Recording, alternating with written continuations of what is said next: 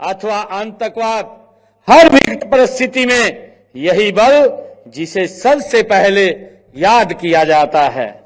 मुझे वर्ष 2001 में संसद भवन पर आतंकी हमले की याद आ रही है। उसे विफल करने में आपने अग्रणी भूमिका निभाई थी। मुझे 14 फरवरी 19 को पुलवामा में हुए आतंकी हमले की भी याद आ रही है। 2019 में उसमें सीआरपीएफ के 40 जवानों ने देश के लिए सर्वोच्च बलिदान दिया था। इसी प्रकार आपने राष्ट्र की एकता और अखंडता की रक्षा के लिए बलिदान देने का अनूठा इतिहास रचा है। मैं इस बल के सभी शहीदों को भी नमन करता हूं। मित्रों, हरियाणा सरकार ने सदैव पुलिस बलों को मजबूत करने पर बल दिया है। उनके तकनीकी उन्नयन, संसाधनों में वृद्धि और प्रशिक्षण सुविधाओं के विस्तार पर विशेष ध्यान दिया है, ताकि हमारे सुरक्षा बल हर चुनौती का सामना कर सकें।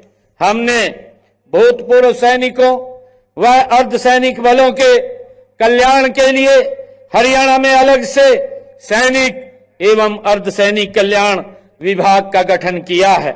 हम सशस्त्र सेनाओं तथा अर्धसैनिक बलों में सेवारत हरियाणा के सैनिकों की शहादत होने पर उनके परिवारों को 1 करोड़ रुपए की आर्थिक सहायता देने का भी हमारी सरकार ने निर्णय किया है। इसके साथ ही उनके परिवार के एक सदस्य को सरकारी नौकरी हरियाणा के अंदर देने का प्रावधान भी हमने उसमें किया है। हमने अब तक हरियाणा के अंदर 415 आश्रितों को हरियाणा सरकार में नौकरी देने का काम किया है। मैं यहां उपस्थित अधिकारियों से यह भी अनुरोध करना चाहूंगा कि आप कानून को गहराई से समझें। कोई भी बदलाव होता है तो उसकी जानकारी भी रखें।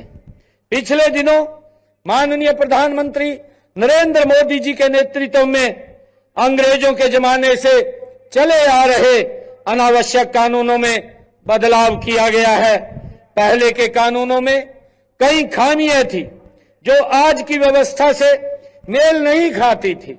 हमने इन कानूनों की जगह नए कानून लागू कर नागरिकों, उनकी संपत्ति, सम्मान और उनके संविधान प्रदत्त अधिकारियों की रक्षा करने का काम ये हमने किया है।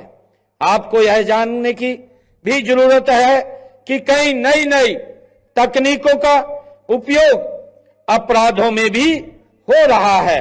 इसलिए दुनिया में ज्ञान और तकनीकी से तेजी हो रहे बदलाव की जानकारी होनी चाहिए। इसके लिए कांस्टेंट लर्निंग और रीलर्निंग के प्रोसेस को भी